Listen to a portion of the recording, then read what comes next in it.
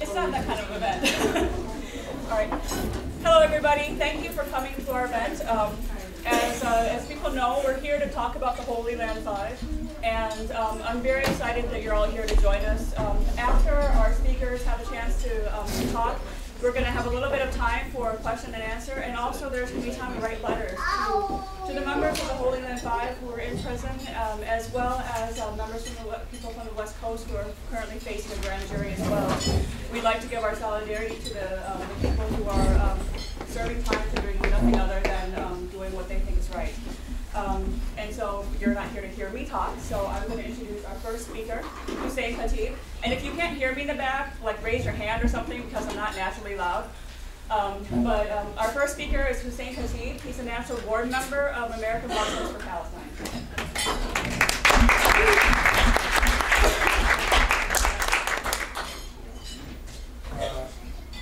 I'll try to talk sitting down, but if it's, I don't know. Can you hear me back there? Yes. Okay.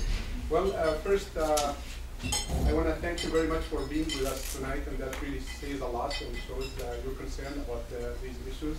And also, I want to really thank the organizations and individuals who put this function together, because it is so meaningful to really bring up what might seem to be an old issue, so many years ago with the HLF5. And also, specifically, I want to really thank whoever thought of putting the pictures on the flyer. And this is pretty much the crust of my talk for the next 10 minutes, is to put a human face to the HL5, to put a spirit to an HL5. Because as far as I'm concerned, for a not so familiar person, ignorant in this area, HL5 could be just another housing financial scam, house for financial loans option 5. And that's why we're going to talk about what is HLF and what is 5. And as you, and I know most of you here are activists and pretty much familiar, but let me emphasize again that HL is basically the Holy Land Fund, or in fact it is Holy Land Foundation. Some people say fund because originally when this organization was established, it used to be called the Occupied Land Fund. So when it was, the name changed to Holy Land, and some people kept saying fund, but it's foundation. However, there's not really much difference. And it is painful enough to what had happened to the 5. And in fact, probably more than 5. We'll touch on that. But it is even more. It is even more criminal when the 5 human beings become just a number, and we start talking. And this is the policy of the occupier. This is what they say. 140 people killed in Gaza, for 1,400 last time. But for some reason, everybody knows Gilad Shalit by name and his family, and that's what we want to put tonight, and see the extent of the pain and the suffering that had happened to, in fact, I will say not only 5, because they used to be 8. And at one point they have dropped the charges against the other 3, who are 2, I will mention their 2 first names only for a lot of reasons. Akram and Haytham, who are not in the country anymore, because obviously they did not have enough faith in this system early enough before the others. And also, if you don't mind, I want to stand up. I feel more comfortable. The 5 that we're talking about are really 5 individuals, and they all happen to be males who are married to another 5, human beings. And you can just imagine the amount of the suffering for their spouses, and all the tribulations and the roller coasters that they have gone through. And also, those 5, all of them happen to be married and have children. In fact, I don't know, count with me all through that, but it's probably more than 24, total of 24 children. Most of them are really at a young age where they needed their parents, they needed their fathers, who basically, and as you all know, in fact, every day, is there any child or a son or a daughter who doesn't need one of their parents, to see them in the morning, to kiss them in the morning, to bring them that simple little gift, on these occasions and holidays. This is the extent of the suffering. And again, their relatives, their friends all over in the United States and over the world. And again, the suffering also extended to so many employees of the HLF, the Holy Land Foundation. The Holy Land Foundation, and if I have enough time, I'll elaborate more on my experience in Palestine when I was working on their behalf over there. But even here in Texas, in New Jersey, and in California, they had offices, and each office probably employed 5 to 7 people. I don't know, in Palestine, I supervised over 32 employees who basically have lost their jobs. And that is so much needed. And you know about the circumstances back home in Palestine. And most of the people who have worked at the Holy Land Office, basically they were the main supporters of their families. This is a gathering of activists, and we want to keep this issue and so many other issues and other people's issues alive. And this is our obligation, and that's the least we can do. We don't want them to just basically keep those guys as numbers. For example, when we talk about Abdurrahman Auda, and that's why I'm going to go through the 5 in very summary. Little Abdurrahman Auda is a person, left Palestine, left his country when he was 1 year old, basically with his country, with his family, and as so many Palestinian families who were forced in a way, either physically or because of financial or economic needs, they left and went to Kuwait and some other Arab countries looking for jobs. Then in 1980, basically he came to the United States in 1982, like so many of us who came to basically study and look for a better future. He is a very brilliant person. By the way, know the 5 personally. I have sat with them and talked to them. And in fact, 4 out of the 5 have come at one point or another to Minnesota. I don't know if any of you have met some of them. But I cannot say, but this guy is so brilliant, so ingenious. And in fact, he had helped the Holy Land Foundation by outsourcing and connecting with international organizations. He had traveled to Albania, to Bosnia, he went to Egypt, he went to Gaza, and he was so creative. And basically, he would bring at that time it wasn't big, where we bring personalities, famous quote unquote, Arab actors or singers from Egypt to come here, so to bring as many people as possible, because it did attract a lot of people, and that really launched the Holy Land Foundation. And one of his last projects was really so brilliant, and it shows his interest into relief and support regardless. And he had started a food pantry in New Jersey that really supported over 200 families, for American families who basically needed the help and they needed the basic food. And unfortunately, when they closed the office there, they stopped serving the people. Again, he did basically, he did a computer science from Montclair State College in New Jersey in 1989. Muhammad also, he has 3 American born children. So he counted me. This guy has 3. And what does he get? He gets 15 years jail term for all of his. Which one was it again? That's the Abdurrahman Auda. Okay. On the green one, the first one, right, this one. Okay. And then we moved to Mufid Abdel Qadir. Mufid Abdel Qadir, I mean, they're all good friends, but this guy was a little closer, and I have met him so much, and I cannot but smile. I mean, this guy, if you look at his picture, I mean, under the harshest, the toughest circumstances, he would be smiling. He's so hopeful, big, energetic. He was a volunteer, by the way. He never worked for the Holy Land, and again, just like the others, was born in Silwad. By the 8 years old, his family decided, or his father, to go seek a better, life, and went to Kuwait, traveled in some other Arab countries, but finally ended up here in the United States. And he got a bachelor's degree of science, degree in civil engineering in 1984, and also he got a master's degree in civil engineering from Oklahoma. And he worked Dallas as a senior. He worked in Dallas as a senior project manager in the Public Works and Transportation Department. Again, I mean, it's good to highlight these people. They have a very clear slate of record. I don't know. I'd be surprised if anyone has even a speeding ticket. Something. I don't know. But this is. And then he ends up getting 20 years jail term for singing national songs, entertaining, and he was basically, that's what he did. He did some fundraising for the Holland Foundation. He gave some talks at high schools and colleges, you know, highlighting the Palestinian issue, but also he was a singer. That's what he was known for. And basically that probably his main conviction is for singing Christian songs to support the Palestinians. Muhammad al-Ash, Muhammad Mzayin, that's how it's pronounced, Muhammad Mzayin. Oh, huge man. He's probably the eldest. Born in Gaza, lived really harsh life, where, you know, walking around storage, open storage with barefoot, you know, was a common scene.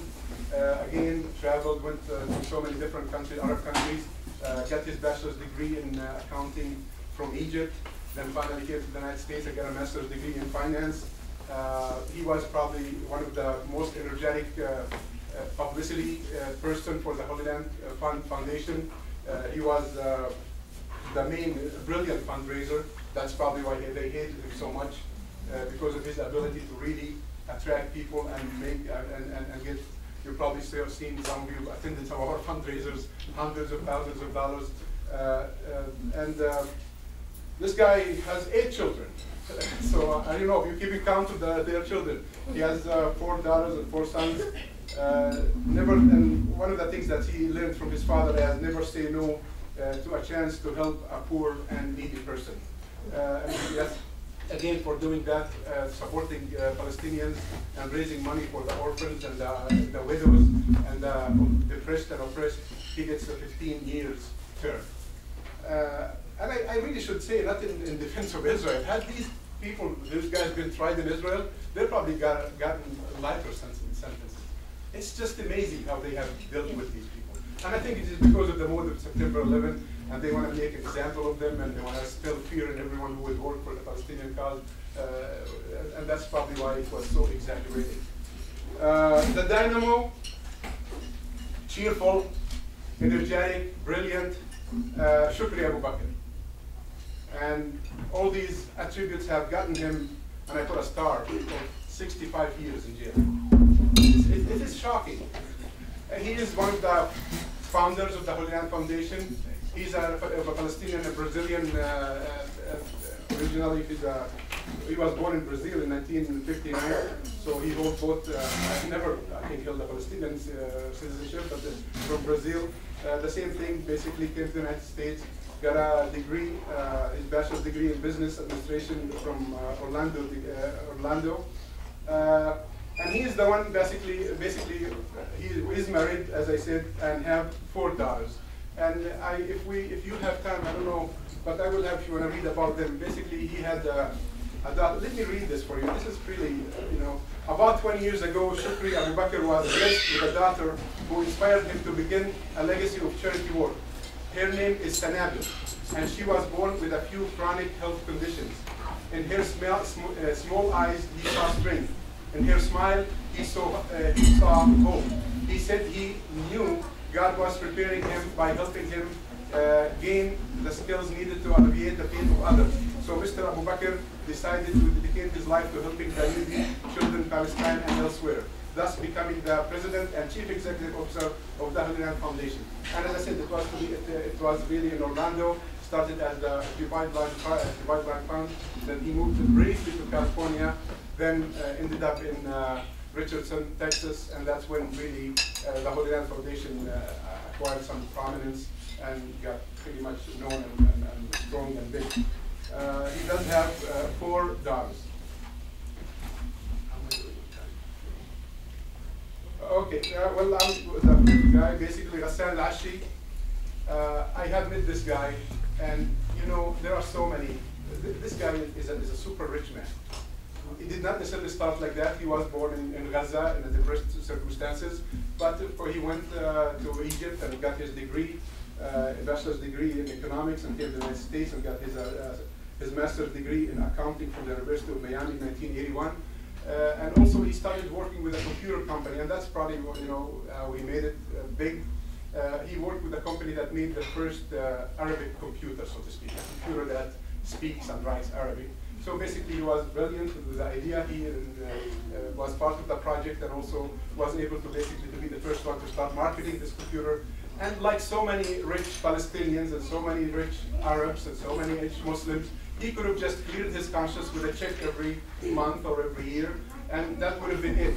But this guy has dedicated his life to the cause of Palestinians. He have put, all of his properties to the, basically in the disposal of all Palestinian organizations that work for Palestine, his computers, his buildings, his money.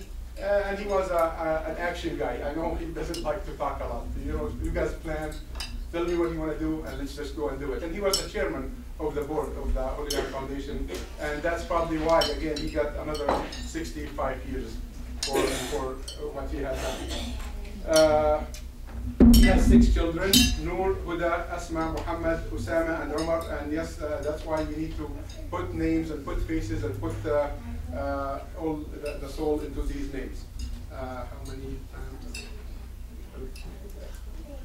This is, I will just briefly, and I know you are here supporting the cause, but my personal experience, where basically I was a volunteer, and as so many of the Holy Land supporters. Yes, there was a core employees in most offices, but most of the other states we were volunteers. And since 1990 and beyond, they would contact a person in some specific. I happened to be here in Minnesota, and I basically facilitated for them when they came to the United States, or when they came to Minnesota, to really fundraise and popularize the cause. But in 2000 or 99, I was offered the job to go to Richardson, Texas, to work there, and I told them basically no. It's either Minneapolis or Bethany. I don't know if you know where Bethany is. It's Azariah in Palestine. I am not moving anywhere from Minneapolis but to go back home. I'm going to other states and starting over again and learning the directions how to get home. So I passed on that job, but I stayed here. And then finally, in 2000, when I decided to leave the United States and go live back home, live in Palestine, they heard about that. And one of his trips, Shukri Abu Bakr, the executive director, in fact, he was doing fundraising for the Amal School, which I was a principal of that time. And when he realized that I'm going back home, they thought this is a golden opportunity. And for the first time since 1990, they would have someone who lived in the United States, who knows the United States, knows the system, will go over there. And I'm saying that that's how I was chosen. That's why when I left there, and basically to supervise 4 offices, one in Jerusalem, one in Hebron, one in Gaza, and one in Jenin. By the time I got there, the office in Jerusalem was closed. Already they have started the process, because the one in Jerusalem is under the jurisdictions of the Israeli government. And they had more access, and basically they somehow were able to arrest the person in charge over there, and they closed it. So I started in Bethany, a small office, and started preparing for Ramallah office, which is basically, at that time, it seemed like it's the capital of the West Bank in Palestine. And I'm saying that because to tell you, I stand before you to testify that I have supervised all the projects from 2000, 2001, 2002, and reviewed all the other projects, that they were mainly food packages, school packages that are basically stationaries for schools. I'm a proud of a project for scholarships for students who have finished high school. When I go to college, we gave like a scholarship for the 100 students from the West Bank, another 100 in Gaza. I supervised the whole process of choosing it. And also, we have built bought, in fact, mobile clinics. We donated, while I was there, I supervised buying 15 ambulances while we were there. Also, we financed an operation room in Jenin and an emergency room in Hebron. And again, this is what we did. We helped the orphans, we helped the widowed, we helped, and sometimes there has been claims that we financed or supported the families of suicide bombers. You know what? Maybe we had, maybe we did. Because the way we looked at it, if you are an orphan, if you are a widow, if you are a depressed family that needs, we give money, we give support without asking about their political affiliation. So also in the process, we supported families of collaborators that collaborated with us, right? Because we did not care. We cared about the children and we cared about the families. This is the Holy Land. That's what the Holy Land pretty much did. If there is more time later on, question answer, I could really go to the timeline of what had happened. But I want to take this opportunity to thank you again, and really, if you want to do something, keep this issue alive. And as the typical things of really helping them financially, there is the National Lawyers Guild are basically picking up a lot of these cases, and also the HLFA, the Holy Land, the MLFA, Muslim Legal Fund of America. If you can support them with that, media, talk about it, write about it, distribute the package of the Holy Land HLF 5, you can say that now. But the most important, honestly, is and thank you again for really having that as part of this project, is to write letters.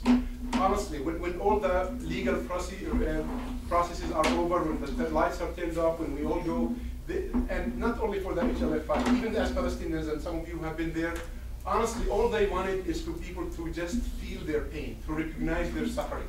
It's not necessarily the money, it's not necessarily the food. Because I know, unfortunately, as you see, we are denied that recognition, but in the contrary, also, we are accused of being the terrorists or the victimizers. So please keep them in your mind, in your actions, and even after this is over, I will provide you, if you want, and you will provide them, right, with the addresses, and keep writing every occasion, every holiday, every time. It makes a big difference. And I want to also comfort you and assure you, they are in I just talked to the son of Mzayin, that guy with the 8 children. They are in very high spirit. They believe in what they did. They don't regret what they did. And if they have to do it again, they'll do it over because they believe in that. But they need that spiritual boost and moral boost once in a while. Thank you very much.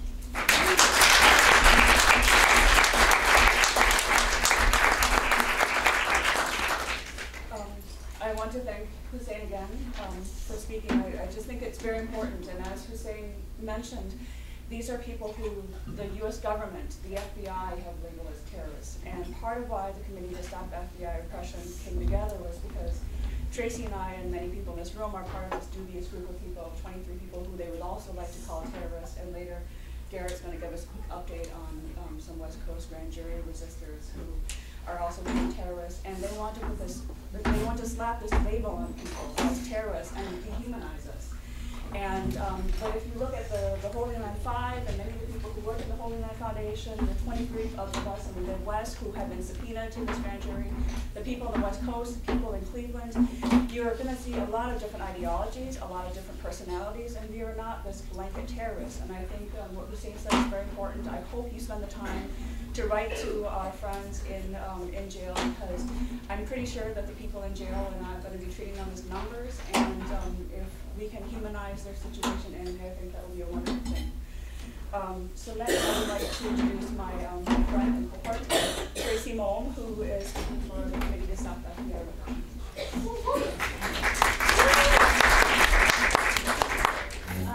I want to kind of go over material support, right, and what that has now become, right? You know, you hear the words and you think it means guns and money. But the part that's really dangerous is listening to the story of the Holy Land 5, actually. They gave school supplies, they gave medical supplies. In no world should that be criminal. The case that was made, the case that they made was that COT committee, which is basically a way to fund different pieces of charity work in Palestine. They were supporting Hamas, right? I mean, the first question is, who cares, right? If the money is going to charities and to medical supplies, or going to medical supplies and going to school supplies, who cares? And that's the real crime. Like, they use these words like terrorist and Hamas and the foreign terrorist organization list, politically motivated list, created so that the United States can basically label people that they dislike. The part that's really appalling, I think, in looking at their case is that COT committee was one that was also used by USAID, right? USAID gave money through the same COT committee and other notable charities in the United States. Now, they went through the first trial and charges back in 2004. And mind you, this is 3 years after they have their houses and their charity foundation shut down, right? 3 years they wait to find out that they're going to be brought to trial. And in fact, USAID stands up in the trial and says, we give money through this charity. we know that it's okay because, in fact, all of these things get looked at, you know? And it's not like a surprise suddenly that they've been giving money through this Sakat committee. The federal government regulates, right? But now the case is politically motivated by post 9/11 politics, right? So their first trial actually ends in a hung jury. It's over. And in fact, they come back and try them again. Now the part that's even more disgusting is you think that the law has rules and that they follow the rules, but they actually brought in secret witnesses. You can't question, you don't know who you're being accused by.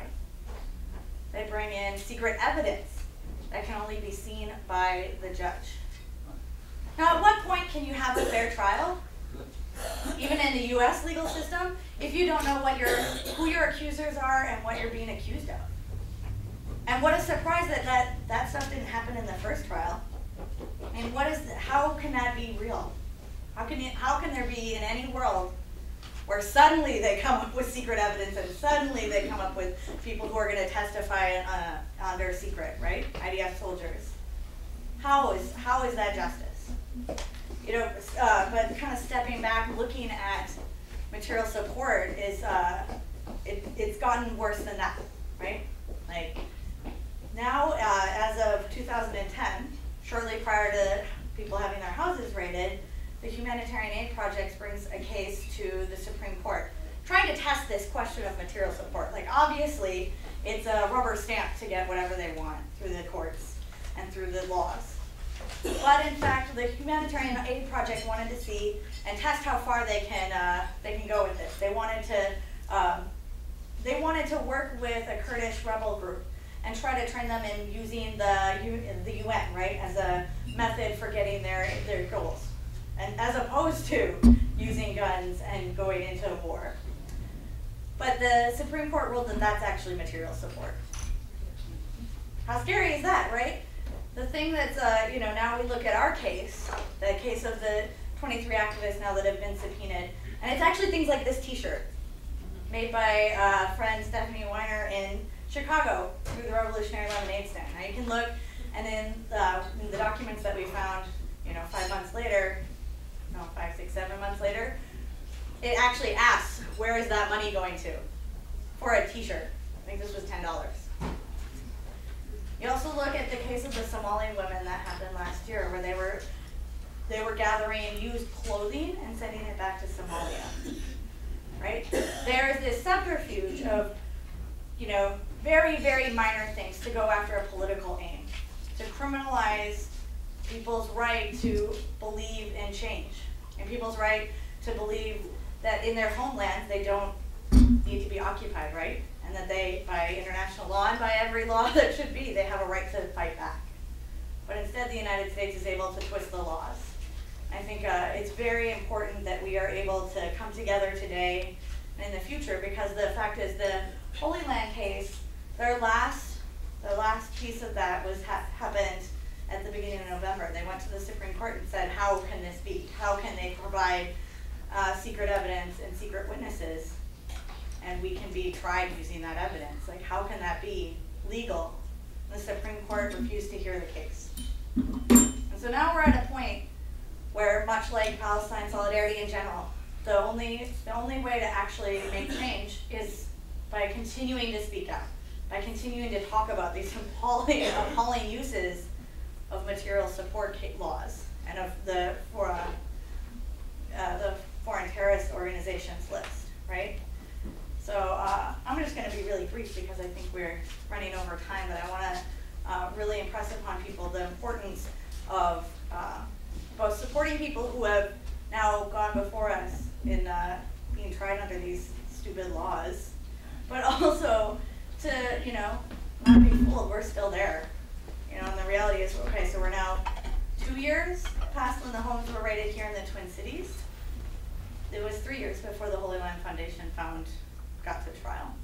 So we're still waiting, right? And we think of this case as not only one that is incredibly appalling and one to stand up for, but one that we can see a lot of similarities and a lot of like how much further they're going. With every step, they move one step further, right? So originally it's, if you send charity, again, not a crime, We send it school supplies and medical supplies. That is, that's material support. Then suddenly it's, clothing, used clothing, that's material support, and now it's our ability to speak out at all. So, the funny part is the only solution to that is the exact thing that they're claiming is so wrong, is to continue to speak out and continue to wear the shirts and continue to do these type of events and talk about it. So with that, I'm gonna really encourage people to read up more. There's a Freedom to Give as a website that's been dedicated to the Holy Land Foundation case, and has the bios on it actually in the timeline of the case. We've got an iPad in the back with our high technology. Oh. Well, okay. If you go to the website though, they have some very inspiring videos from the children of the Holy Land Foundation, and I can't impress enough how powerful, having met Nora Lashi, one of the daughters of Prasanna Lashi, it's very, very powerful to hear them speak from their own voice. We're going to do questions at the end, if that's all right. We've got one more. That'd be great. Before we start, continue further with our last speaker, I'm just going to pass this around. If people can, to give donations to help cover the cost of this, and to also continue the fight against repression, that would be great. If you need to write a check, you can write a check to CSFR. And if people have your letters, you can stick them in this basket as well, and we'll make sure they're mailed out. And as Tracy said, the definition of material aid to these foreign terrorist organizations that we don't get to vote on who a foreign terrorist organization is, because, for example, we could. Israel. Yeah, if only we could, we might be living in one. During the 80s, for example, Nelson Mandela's party was, the ANC, the African National Congress, was a foreign terrorist organization. So people who did anti-apartheid work during the 80s would have been jailed under this material aid law. Forwarding emails could be considered material aid under this horrible law. So, as Tracy said, they're going to keep pushing as far as they can, and we need to continue to take stands against every single one of these cases. Our last speaker is my good friend, Sabri Wazwaz, who is a local Palestinian American activist and a member of the Anti-War Committee.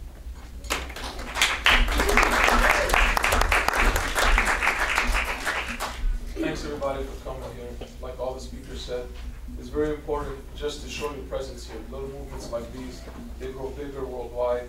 And Hussein, my friend of mine, just gave an unbelievable speech, the importance about the faces behind these people. And he emphasized an important part, or Tracy emphasized an important part. They didn't simply get intervened by the FBI or the government and simply say, look, you can't do what you're doing anymore, and we shut down your organization. They were being watched and regulated by the federal government. They were being watched and regulated by the FBI. So how are you going to let these people simply do what they're doing and tell them it's okay, and then you simply come and say, okay, what you did is against this new Patriot Act, and you just simply put these people behind bars, 15 to 65 years. I mean, just try to fathom that for a second. Just somebody, all of a sudden the FBI coming in here and saying, okay, this new law says everybody here went against the Patriot Act for just speaking against the U.S. government, now we're going to go to jail. Just try to think of how difficult that is. And that's what goes on, and nobody has a voice. I want to try to my main speech is just about what's going on in Palestine and Israel. What's the emphasis and what's going on? First, I like to begin with the lies. I love to, and my friends always tell me, stop watching stuff that's propaganda. But I like to watch it because I like to know what they're saying. So I, as a Palestinian, could go ahead and counter-argument those people that are not like you, the ones who don't open their minds and try to watch independent news, the ones who watch the so-called fair and balanced Fox News, and try to have a counter-argument ready for them. One of the things that they always hear over and over is, oh, but the Palestinians got offered 90% during the deal between Ehud Barak and Bill Clinton, and the Palestinians accept. So I asked them a simple question. I asked them, okay, you said that they got offered 90%, they didn't accept. Could you give me just brief examples about why they didn't accept? And every single time I ask an average American that question, they simply say, well, I don't know, but I heard on Fox News they said 90%. I'm like, well, it doesn't make any sense. You can't give me one example of why it was rejected, yet you're just going to tell me what you hear Fox News say. And a couple of things I need to let you guys know, in case you guys don't know, some of the importance why that deal was rejected, but you never ever will hear in American news. One, it has to do with the right of return. The government of Israel is not going to accept any right of return deal. They do not want to accept it. There is just, I don't know the exact number, I don't know if it's 1.5 million. It's just a lot of refugees who simply got kicked out of their homeland and they're not going to be allowed to return. They're not going to go, they cannot accept a deal like that. And one very important issue that so many people never ever heard of is the Al-Aqsa Mosque. The Al-Aqsa Mosque has been there now for maybe 1700 years. I can't remember exactly when. The history goes back where the Romans went, and the Israelis go ahead and insist that the Romans tore down their temple, and later the Al-Aqsa Mosque was built on that site. Now they admit that it had nothing to do with the Muslims or the Palestinians or anybody that took it, but the bottom line is they're saying, look, we know that you guys didn't tear down a temple, but the bottom line is it's where your mosque is. We need to tear down your mosque and build our temple there. They have 82% of the land, and they insist that it has to be built right on that same spot. And that's also another very important issue, because it's just too many people cannot go ahead and denounce that area that's so holy to them, because it's been there for so many years, and it should not be a reason. And a lot of the American people, if they hear about it, I'm sure they will say, that's ridiculous that you own 82% of the land and you still want one of the holiest sites for the Palestinian people. Another thing that you keep hearing about is Israel talking about they just want peace, they just want democracy, and they will talk about them defending themselves. A lot of people don't know that since the 1970s, the UN has offered for the Israelis and Palestinians a really very important thing that they went ahead and came up with. How about we send international observers? Not to come and visit, to come and live there. Let them be the voice and the eyes for the people of the rest of the world. And since the 70s, the Palestinians quickly said yes, and they're begging for it, and Israel kept saying no. And it takes one country to veto that proposal, and Israel always tells the US, vote no, and they vote no against it. So if Israel has nothing to hide, why do they keep saying no? Why won't they let the UN international observers go into Israel-Palestine and let them be the voice and the eyes for the people around the world? The checkpoints, they're just literally all over the place, and it's like a hellhole in there. And they don't just treat, and though they don't just treat like Palestinians, they treat anybody that they feel is an international, like is coming as an international observer. They will treat you like hell in these checkpoints. One of my cousins, he's bigger than me. His name is Mahmoud, he's 6'3". He has an American passport. He was born and raised in this country. An Israeli soldier took that 4-foot machine gun and hit him on the top of his head and beat him on the ground because he simply said, look, I'm an American citizen. Why are you giving me problems? And he asked him a simple question. He asked him a simple question. He's like, why do you keep treating the Palestinian people like this? And he bashed him over his head and beat him to the ground. And the American embassy was nowhere. He went to the American embassy, they didn't want to hear it. We'll check into it, nothing. This happens regularly. The brutality of the IDF. Here, when the police does something brutal against people, you could at least go to court, you could get them fired, you could get them arrested, you get them jailed. If the IDF does anything, I mean anything remotely brutal or against the rules and the laws, nothing happens to them.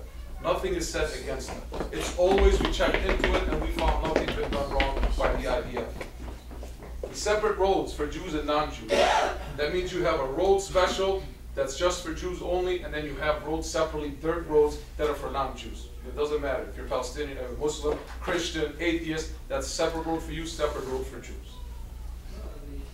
I want to go over really quick and talk about a couple like really important things that like the importance of the Palestinian issue. Malcolm X once said, you cannot separate peace from freedom, for there's no way anybody could find peace until he finds his freedom. And that's when I read that quote from Malcolm X, that's just it. That's what the Palestinian issue is about. How are they going to have peace if they didn't even have freedom? Nelson Mandela said the world can never really support freedom unless we support freedom for Palestine. I want to just quickly go ahead and talk about my friends Anfam, Tracy Wong, and Meredith Abbey back there. I mean, look, they're not Palestinian. There's no reason for them. There's no reason for them to go. There's no reason for them to fabricate lies. They went there themselves. Okay, Ann and Meredith went into Gaza. They came back, and they showed pictures. They spoke from their heart. They got nothing to hide. I mean, they're neutral. They're just speaking the truth. I mean, it's just enough's enough. I mean, stop. You know, just enough's enough. I mean, it's like what happened. It's like what happened with African Americans. 400 years of slavery, and then on top of that, when they ended the slavery, then it was separation, segregation. It's like enough's enough. The lies are going to eventually explode. Like enough's enough. I want to go ahead and just bring up a few examples that I like to use when I speak. My friends always ask me, why is it when you give sources, you never bring up a source of a Palestinian? My belief is, if I give sources of Palestinians, they're just going to simply look at it as that's a biased view. So I'm going to go ahead and give you guys so many sources, so you guys cannot even think for a second I'm giving you a source from a Palestinian or a Christian or Muslim. I'm just going to give you sources who I think are phenomenal. Norman Finkelstein, I always use him as a source. The guy's Jewish, and his mother is a Holocaust survivor. I think you can't get any more Jewish than that. Nobody has a gun to his head to make him lie or talk in defense of Palestinians. And he wrote many books, and he's a very smart professor. You could YouTube him, you could Google him, you could find out his books. The guy is just phenomenal. He's been here in Minnesota before. He does a wonderful job speaking about the truth and how about the Israeli-Palestinian conflict has nothing to do with the religion or nothing. It's about the Zionist movement that was created in the late 1890s, and they're trying to simply just get rid of a whole, just get rid of a whole group of people, which is the Palestinians. And I'll finish up really quickly. Noam Chomsky, a professor at MIT, also Jewish, also wrote books and speaks a lot about the Palestinian issue. Jews worldwide condemn what the Israeli government is doing. Rabbis, I think 40,000 just this year alone in New York in February. And I don't know how many thousand just last week in New York again. Never. You'll just never see it on CNN or Fox News or MSNBC. These are rabbis, okay? These are Jewish rabbis. They were standing with Palestinians and other people in New York protesting against the Israeli government. So don't let this lie about it has anything to do with Muslims or Christians or Jews. It has nothing to do with that. It has something it's all it is about imperialism and the U.S. making sure Israel stays there for its interest, and then the Israel making sure the Zionist movement stays strong. That's all it's about. Yonatan Shapiro. That's a very important name to remember. This guy is the former captain of the Israeli Air Force. He used to be the captain of the Israeli Air Force, and he finally had enough. You go to YouTube and put his name, Yonatan Shapiro, he says straight out, what Israel is doing is war crimes.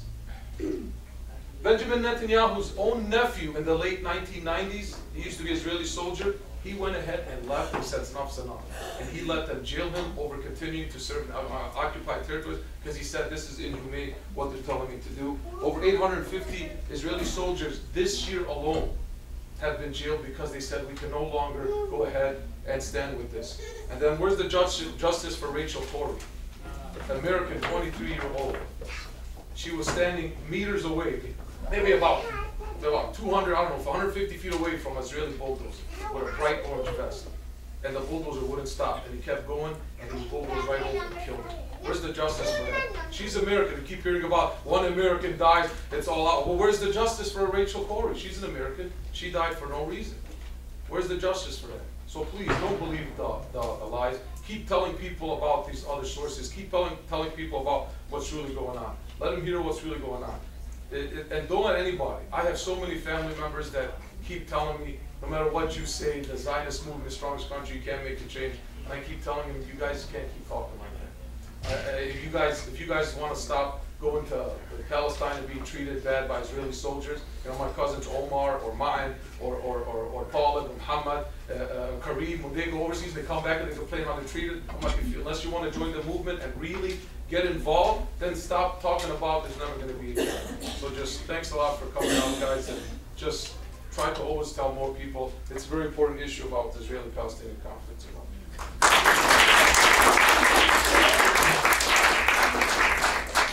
Well, and as Sabri said, I think the key thing for us is to never stop and to not silence ourselves and not silence the people who are being pulled up on this. And so in the interest of not silencing people, I'm going to quickly have Garrett give us an update on the folks on the West Coast, and then I will open it for questions. And you're first, I promise. All right, this is pretty off the cuff. I just got asked like 5 minutes before to talk about it, so if anyone has anything to add or any questions, you can talk to me about it later. If people aren't familiar, there's this open grand jury in the Northwest that's been going on since the summer. There's 3 people that are in jail for resisting right now, but there's just an update that 5 people were just indicted under Washington state law with allegedly engaging in or like being present at acts of property destruction during May Day demonstrations in Seattle. It's clearly linked to this federal grand jury because they draw on evidence from the same house raids and searches wherein the subpoenas were served for the now resisting the grand jury. So yeah, I guess that's it. There's 5 people that are now indicted in Washington. Matt and Katie are still. Yeah, Matt Duran, Matt Pfeiffer, and KDO are still. Yeah, so people should write it down. And we have information on back to for people to write them too. And as Garrett said, that's a state indictment, not a federal indictment. So there's a possibility of federal indictments for those too. So I'm going to start with you in the back. I'm wondering about family visitation. Are there families in this country for the most part? For the Only on 5. yes, Are there in fact, families here? as far as I know, all their spouses are here, all the children are here. My question is what kind of visitation rights do they have and how can we help them get there? Well, right now, they get 2 visitations. One, or if you call that a visitation, a 15-minute phone call, and 1 physical visitation separated by whatever you call it. Yeah. So these, yes, there's the 2. Yeah. Yeah, plexiglass. Plexiglass. And that's why you hear Nora actually. I mean, she goes and talks, but you know, once a 15 minutes to a spouse and 5 or 6 children, and once a month, where she just, this is hugging her father, you know, that's, I think she wrote a big piece of it. I know that in fact it's helpful if like, you know, gas costs money, and I don't know if like the people that are in Terre Haute, if their relatives live in Indiana. Yes, yeah, that's what another, I mean, that's another aspect of the suffering, where, I mean, they don't live in the same, they all, I think, moved to CMUs. Are you familiar with that? The communication management units, which is basically, as someone described it, Guantanamo North. And that's by itself without doing anything. And people did commit suicide because of psychological torture.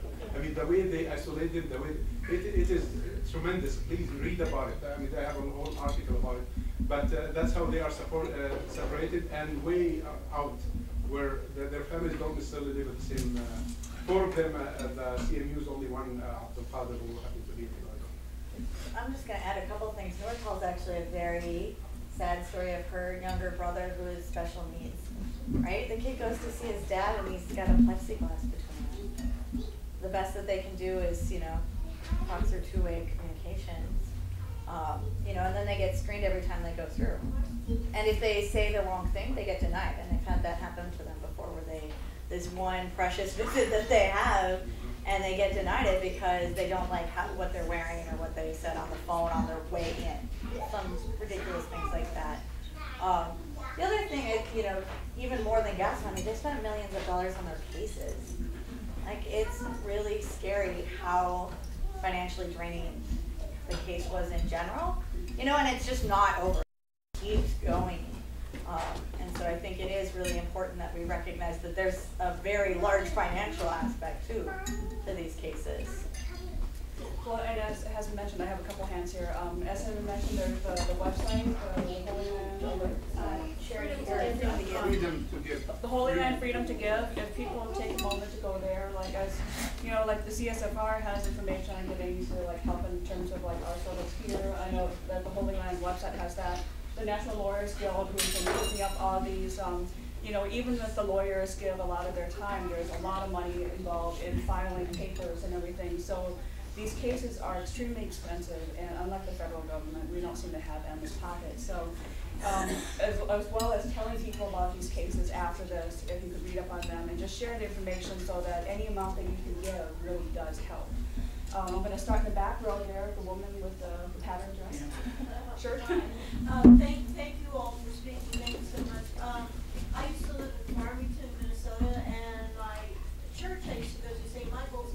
Every school year we used to give school supplies. And I don't know the parents of these children, and I just helped, with the school supply. So I don't know, I'm guilty of giving a crayon to a drunk driver or whatever. And there was a woman every Thanksgiving, she would bake turkeys and give it to families who didn't have Thanksgiving dinner. So she would be guilty of giving a So it's just really frightening, this law, that giving school supplies or giving food, you could be guilty of what happened. Thank you for telling me. I'll just comment really briefly on that. I think one thing that I forgot to add that was really scary about the case of the Holy Land Five, they had a whole huge list of non-indicted co-conspirators, right? A list of people who had related to the Holy Land Foundation. And those people, without any say, without a trial, are on a list that's totally secret, right? People had to do a Freedom of Information Act, and they didn't even release the whole list, I don't believe, until much, much later. And people were having trouble getting loans, they were having trouble living their daily lives, just because they, they wanted to make this list go after everybody related to it. And, I'll add, I think that the reason the guy who went after the Holy Land Foundation and now is on our case, Barry Jonas, he has an agenda. There's no doubt about it. He has a whole agenda going after Arabs, Muslims, and their supporters. He's got no holds barred about it. He will say it outright. He labels anybody that supports Palestine a terrorist. And it's very scary, the amount of leeway that he has to do this. And I think the people who are out front the most are at most risk. And that's why, the fact that we're able to come and support the Holy Land Foundation and the Holy Land 5 is really great. I wish we would have been out front more, and I know that's the reason I'm not in jail.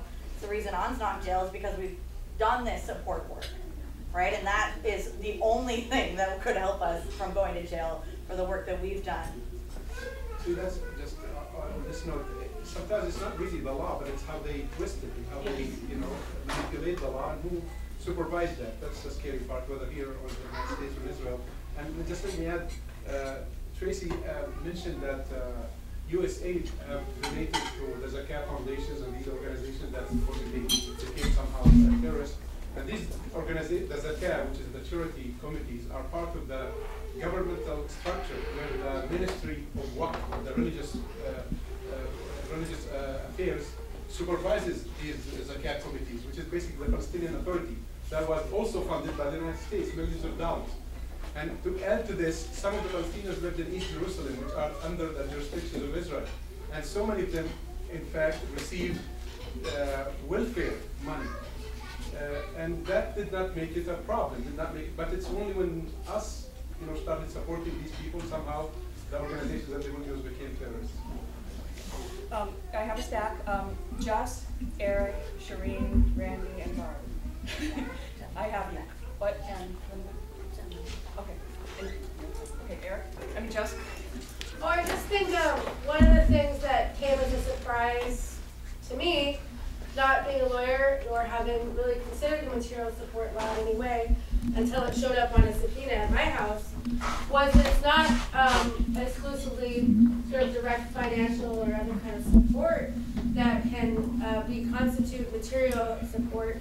Under the law, politically supporting groups in other countries that are on the terrorist list, or politically associating with people who associate with people who are on the list. And in fact, in our case, Barry Jonas and his crew are very upset that some of the folks that went to Palestine met with the Union of Palestinian Women's Committees, which is a legal organization. It isn't Hamas, nor is it the PFLP or any of the other political groups. It's its own organization that is doing excellent work in the communities across Palestine in a number of cities. And they want to make basically association a crime in and of itself. In the same token, they want to make our thoughts a crime. What they took when they raided our house weren't pictures of me handing well, I don't even know the names of guns, but handing a gun to some guerrilla in Colombia, or suitcases full of money either. It was books about Colombia.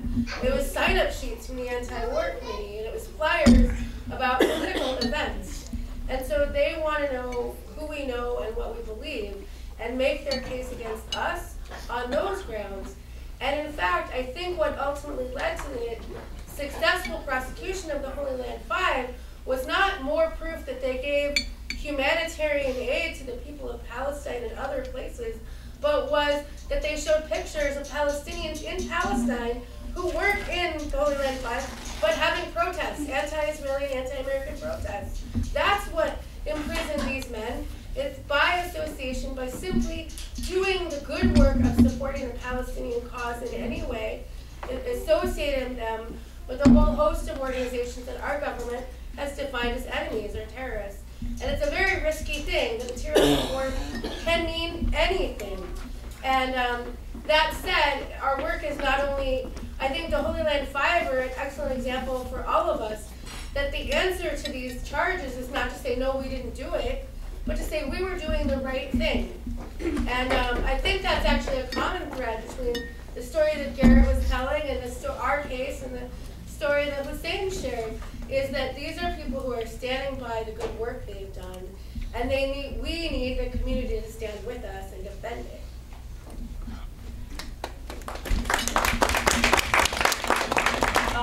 We're getting close to the end of the time, so I do have the people that I have on the list. I'm going to ask people to keep their comments or questions really short so we can get through everybody. So I have Aaron next. Okay, I have three things. Quick, can you repeat the website that you said for the Holy Land Five? Second, legally speaking, what's the best case scenario for the Holy Land Five at this point that you can think of that they're calling for? And third, has anybody thought of suing, say, USAID for supporting material support for terrorism, whatever that can be? Yeah. The first one, the website is Freedom to Give. freedomtogive.com. Yeah. Honestly, I tried, on October 24th, the Supreme Court decided not to hear the case. Unfortunately, at that point, we thought that is the last resort and this is the last process. However, I know that the legal team is thinking of something but they're not sure because they're still deliberating. So we will let you know as soon as we do, or go to that site, freedomtogive.com. That's all we have an update. The reality is the last resort now is presidential pardon. That can't happen until there's a serious change around the politics of Palestine. And so, It's good you look at it that way because the whole issue is political. I mean, it's not really legal. So maybe political process will change. Maybe Mohammed Mursi will become president.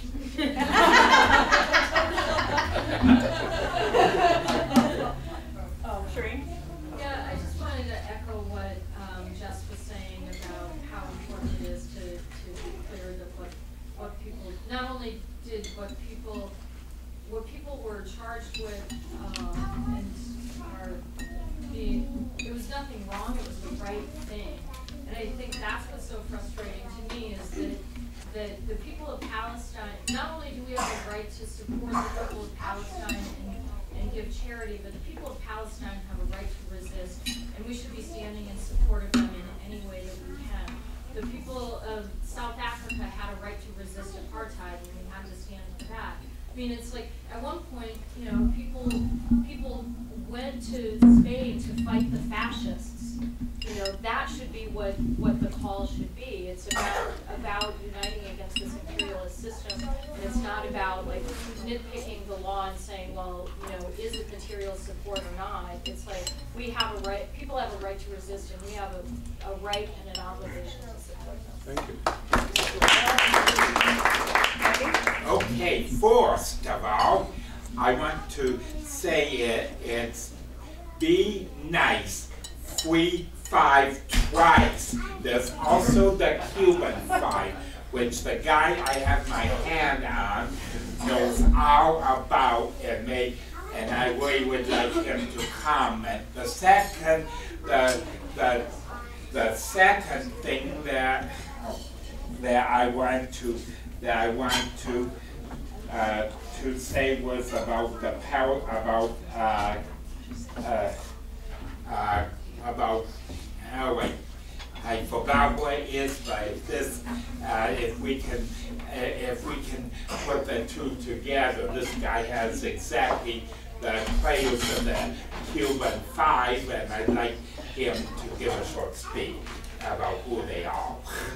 Actually, I know that Joe had his victory party last weekend, and I'm sorry for people who weren't able to go to that. And if you want to hear more about his case, or maybe the Cuban Five, you can find Randy afterwards. I don't know. And not that I don't want to have Joe speak, but I want to try and get through the rest of these questions. Bara? I'm sure that everybody in this room is aware that our government has been taken over by Zionistic military industrialists, so we don't really have to explain that to each other. But when we're talking to other people, we have to let them know that terrorism is the new communism. We've got to have something to convince people that they have to just give up their rights and roll over for the government. I'm an ex-editor, I like language. So terrorism, what's terrorism? Terrorism is when somebody does violent, terrible things that strike terror in other people to achieve a political end. No terror, no terrorism. I'm not terrified by pencils. I'm not terrified by on. I am terrified by missiles going into Gaza with phosphorus, napalm type substances on it to burn through children's skin. I'm terrified of FBI agents blasting in a door of somebody when they're sleeping. I'm terrified of drones, armed or unarmed, flying over our heads and taking our pictures and government surveillance and peering into them. Those things terrify me. And we need to talk to our friends and relatives who don't understand the stakes of who are the terrorists.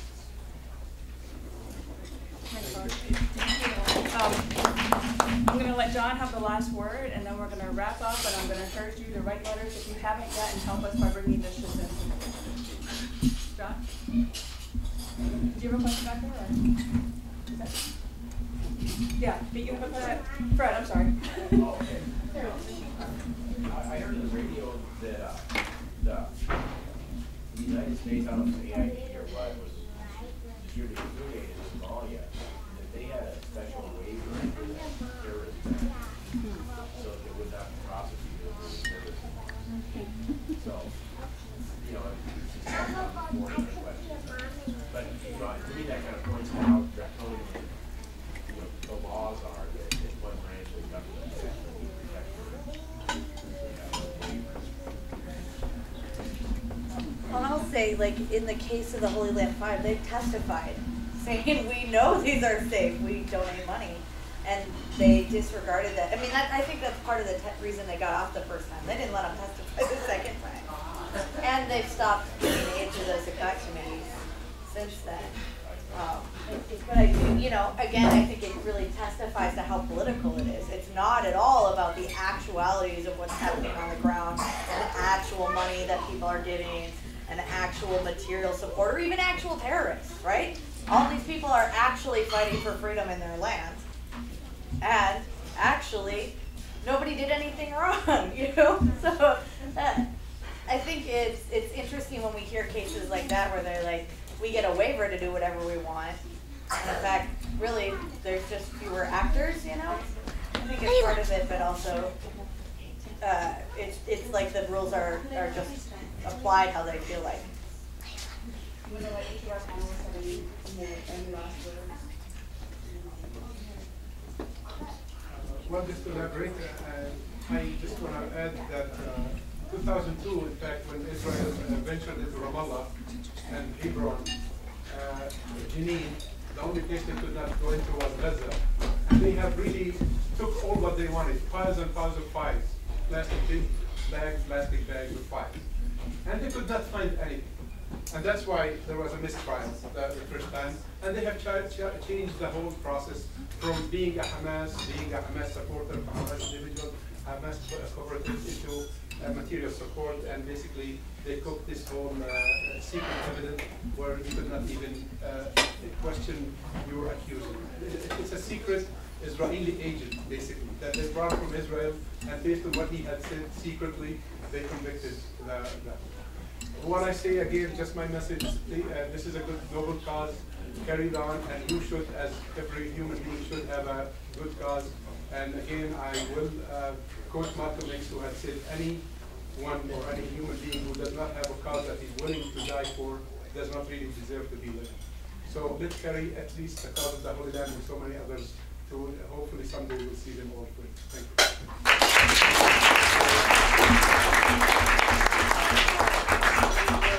I want to touch on Laura's point she made.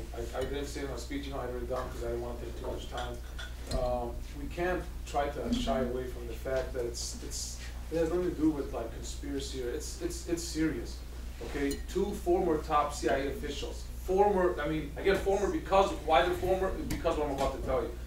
Philip Gerard and Ray McGovern. These are CIA top officials. When they finally had enough of AIPAC, the Israeli lobbied this country because of how much stranglehold they have on the U.S. government. When they finally spoke out and said, look, we can't keep doing everything that what AIPAC wants us to do because sometimes our interest is not Israel's interest, they went ahead and got ousted from the power that AIPAC has in this country, and they got ousted. These are top CIA officials that flat out themselves spoke against AIPAC and said enough's enough.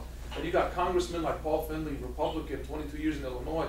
As soon as he spoke out against Israel, right away he's called anti-Semitic, and he's ousted by the support from AIPAC against the person running against him. And then you got Cynthia McKinney from Georgia.